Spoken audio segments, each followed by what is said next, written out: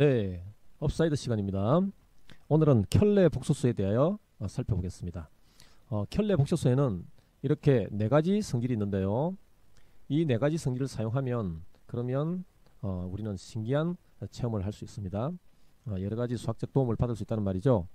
켤레 복소수의 탄생은 연산을 편하게 해주기 위해서 짝으로서 나온 것이다 이렇게 생각해 주시면 되는데요. 정말 이런 성질이 성립하는지 잠깐 한번 살펴볼까요? 아주 간단합니다. 복소수는 항상 실수로부터 나온 거죠. 그래서 실수로 표현해 줄 수 있습니다. A, B, C, D가 실수다. 이렇게 항상 정리를 해두고 출발합니다. 자, Z1 더하기 Z2는 어떻게 될까요? A 더하기 BI 더하기 C 더하기 DI니까 얘는 간단하게 정리하면 실수끼리 묶어주고 그 다음에 헛수끼리 묶어준다. 자, 그런 다음에 이 녀석에 뭘 사용하면 되냐면 켤레를 사용하면 되겠죠. 이렇게 켤레 이렇게 해주면 그러면 나오는 식의 정리는 이렇게 될 것입니다. 자, 잠깐 볼까요? 이 녀석은 당연히 A 플러스 C에 마이너스에 B 더하기 D에 I 이렇게 될 겁니다. 그쵸? 얘를 다시 정리해주면 A 마이너스 B에 I 그 다음에 C에 마이너스 D에 I 이렇게 쓸 수 있습니다. 그죠? 얘는 Z1의 켤레가 될 거고 얘는 Z2의 켤레 이렇게 될 겁니다. 당연히 성립하겠죠. 자, 첫 번째 거 보였습니다. 두 번째, 세 번째는 간단하고요. 네 번째를 한번 살펴보겠습니다. 자, 여기 보시면 똑같은 이야기죠. 이렇게 정리를 해두고 그리고 난 다음에 나눗셈을 해줍니다. 그러면 C 플러스 DI 분의 요놈이죠. A 플러스 BI. 그런데 분모를 우리는 실수화시켜야 됩니다. 그래서 분모 분자에다가 켤레 복소수를 분모의 켤레 복소수를 똑같이 곱해줍니다. 이게 나눗셈의 기본인 거죠. 그래서 정리해주면 분모는 이렇게 되고 분자는 이렇게 정리될 수 있습니다. 자, 그런 다음에 전체의 켤레를 만들어주면 당연히 전체 켤레가 될 거고 그렇죠? 실수끼리 묶어주고 그 다음에 허수 부분만 따로 이렇게 묶었습니다. 그런 다음에 켤레 해주면 당연히 이 자리가 마이너스가 되겠죠. 자, 그리고 각각의 켤레를 한 다음에 나눴습니다. 그러면 Z2의 켤레는 이 녀석이 될 거고 그 다음에 Z1의 켤레는 이렇게 될 겁니다. 역시 분모에 켤레 복소수를 곱해주면 똑같이 이렇게 곱해줍니다. 그죠? 그러면 이렇게 정리가 됩니다. 자, 이 상태에서 우리는 실수 부분과 허수 부분을 이렇게 따로 정리해주면 조금 전에 우리가 했던 이 녀석과 이 녀석은 같은 녀석이 되는 거죠. 그죠? 자, 그래서 우리는 나눗셈을 한 다음에 전체 켤레와 각각의 켤레를 나눗셈을 해준 녀석은 항상 똑같다라는 사실을 알 수 있습니다. 자, 그래서 다시 한번 보면 켤레 복소수의 성질은 크게 이렇게 네 가지가 있다. 한마디로 이야기를 하면 각각의 연산에 대한 켤레 이 부분은 이런 원칙들로 이루어져 있다 라고만 생각을 해주시면 됩니다. 간단하게 외우고 있으면 여러분들한테 여러가지로 도움이 될 테니까 꼭 기억을 해주시기 바랍니다. 자, 이런 문제가 나왔다고 칩니다. 그러면 우리는 원래 정석풀이는 이렇게 되는 거죠. A 플러스 BI로 잡고 단 AB는 어떤 수요? AB는 실수다 이렇게 잡고 시작합니다. 그죠? 이게 기본입니다. 기본 중에 기본.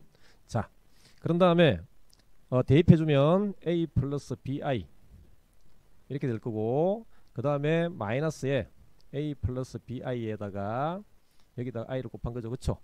자, 그런 다음에 정리해주면 이 녀석이 어떻게 되냐면 마이너스 AI에다가 마이너스 BI의 제곱이니까 플러스 B가 되겠죠. 그죠? 자, 이 녀석은 똑같이 이렇게 내려올 거고요. 자, 그런 다음에 이제 실수 부분 허수 부분 묶어주면 A 플러스 B에 이 녀석은 B 마이너스 A에 I 이런 꼴이 될 겁니다. 됐죠? 그래서 이 녀석이 5 플러스 3i다. 이 녀석이 5 플러스 3i다. 이렇게 되는 거죠. 자, 그런데 여기서 전체 이제 켤레를 붙여주는 겁니다. 그렇죠? 여기다 켤레를 붙여줍니다. 이렇게 켤레를 붙여주는 거죠. 자, 이렇게 붙여주는 겁니다. 그러면 이 녀석은 당연히 A 플러스 B에다가 마이너스에 B 마이너스 A에 I 이렇게 되겠죠. 그죠? 그런 다음에 이 녀석이 뭐 5 플러스 3i가 되는 거니까 A 플러스 B가 5고 그 다음에 마이너스 b 더하기 a가 3이다. 그래서 이놈을 연립해주면 정리해주면 두 개를 더해주면 2a가 8이니까 a가 4. 그 다음에 b가 1이니까 따라서 4 플러스 i다. 이렇게 우리는 z값을 구해줄 수 있습니다. 그렇죠?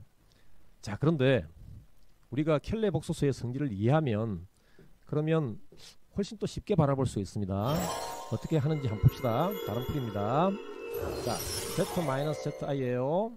그러면 켈레에다가 5 플러스 3i인데 여기서 우리는 어떻게 하냐면 이렇게 정리를 하는 겁니다. 전체를 켈레 한 번 더 시키는 거죠. 그러면 자변은 켈레니까 자기 자신이 나오는 겁니다. 그냥 z-zi 이렇게 나오겠죠. 그죠? 우변은 5-3i가 나옵니다. 다 했습니다. 이거 z 묶어주면 1-i죠. 얘는 5-3i가 됩니다. 그러면 z는 양변을 1-i로 나눠주면 정리가 끝이죠. 이런 나누셈은 어떻게 한다고요? 분모에 켈레를 곱해준다. 그죠? 자, 그렇게 해주면 이 녀석은 1 더하기 1이 되고 위에는 얼마가 되나요? 한번 봅시다. 5. 그 다음에 뒤에 것끼리 곱해주면 플러스 3. 5 플러스 3. 그 다음에 i가 붙은 녀석들끼리 정리해주면 5 마이너스 3의 i네요. 그러니까 답은 2분의 8 더하기 2i니까 4 더하기 i. 그냥 이렇게 정리가 되는 거죠. 자, 켈레 복소수의 성질을 사용하면 문제를 쉽게 풀 수 있는 녀석들이 가끔 나온다. 근데 원칙풀이는 항상 이렇게 놓고 풀어주는 게 정석이다. 문제에 따라서는 성질을 사용해서 편하게 풀 수 있는 것도 나오지만 정석을 사용해서 풀 수밖에 없는 문제들이 기본이니까 여러분들은 이렇게 놓고 푸는 정석에 충실해야 됩니다.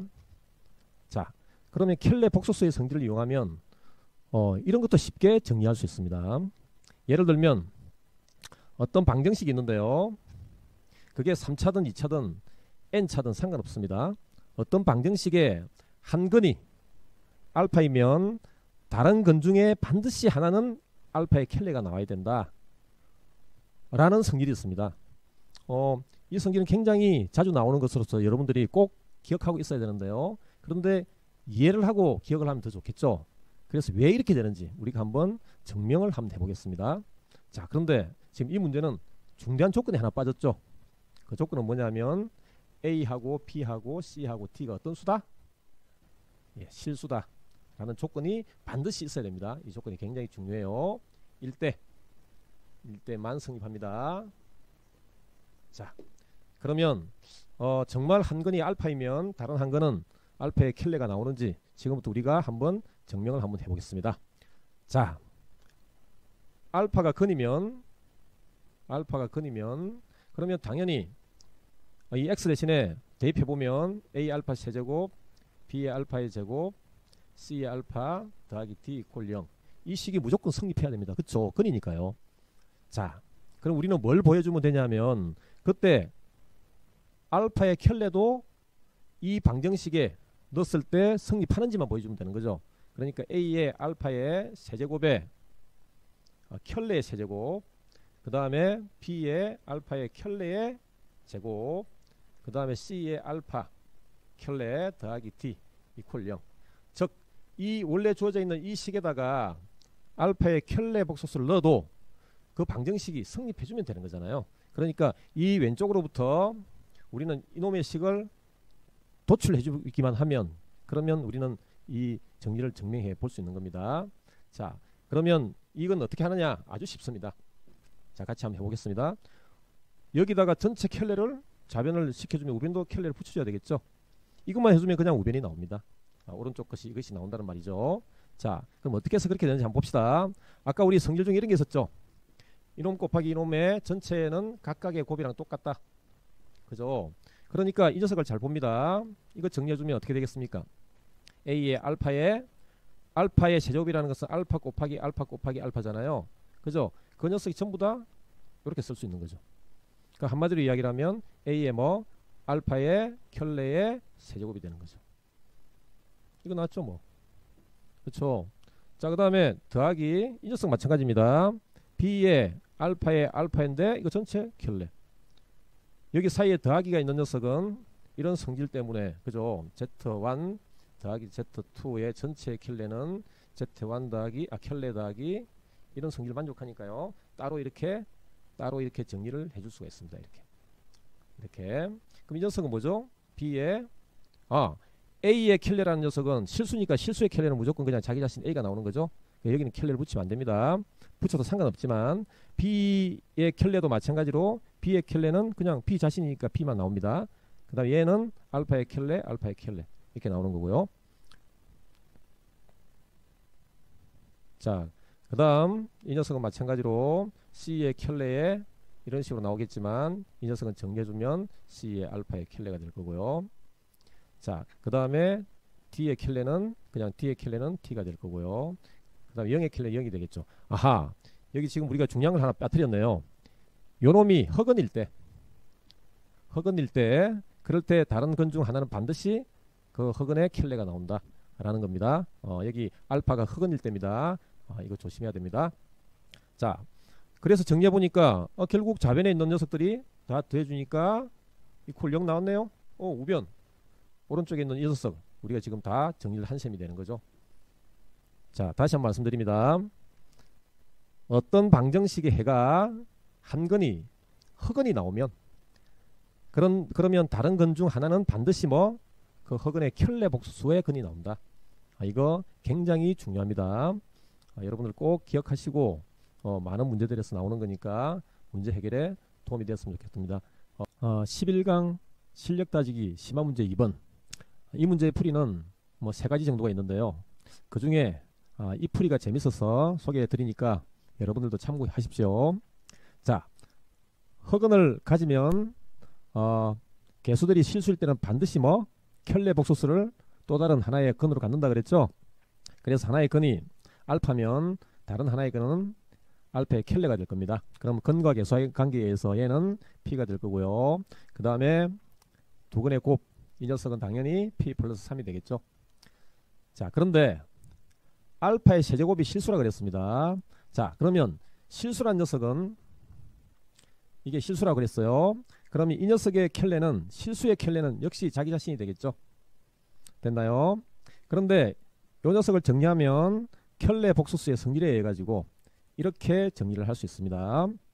자, 그러면 이 식으로부터 알파의 세제곱 빼기 알파 켤레의 세제곱, 이 녀석은 당연히 0이 되겠죠. 자, 이 녀석을 인수분해하면 알파 마이너스 알파의 켤레 알파 제곱 더하기 알파의 켤레 더하기 알파의 켤레의 제곱 이렇게 될 겁니다. 자, 그런데 알파와 알파의 켤레는 전혀 다른 건이죠. 그래서 이 녀석은 결코 0이 될 수 없는 겁니다. 그래서 이 녀석이 자연스럽게 0이 돼야 되겠죠. 자, 그런데 이 녀석을 다시 정리해주면 이렇게 됩니다. 인수분해 공식에 의해서 이 녀석은 이 녀석의 빼기 그 다음에 알파의 알파 켤레 이렇게 되겠죠. 그러니까 이 녀석이 0이 돼야 된다는 말입니다. 자, 그러면 이 녀석은 P의 제곱이 될 거고 이 녀석은 마이너스 P 플러스 3이니까 마이너스 3 이렇게 되겠죠. 이런 식이 나오는 겁니다. 그죠? 기가 막히죠. 자, 그런데 이 녀석은 판별식을 사용해보면 0보다 크죠. 그러니까 둘 다 실근이 됩니다. 따라서 실근의 곱은 두 실근의 곱은 마이너스 3이 되는 거죠. A분의 C니까요. 그래서 이렇게 푸는 방법이 있습니다. 여러분들 모범풀이에 있는 두 가지 풀이도 굉장히 좋은 풀입니다. 하지만 켤레 복소수의 성질을 이용한 이런 풀이도 있다. 그래서 문제에 따라서는 그 문제의 특성을 활용해서 풀면 도움이 되는 문제가 있으니까 여러 가지 방법으로 접근하는 그런 사고를 길러시면 여러 가지 도움이 될 것입니다. 자, 이상으로 마치겠습니다.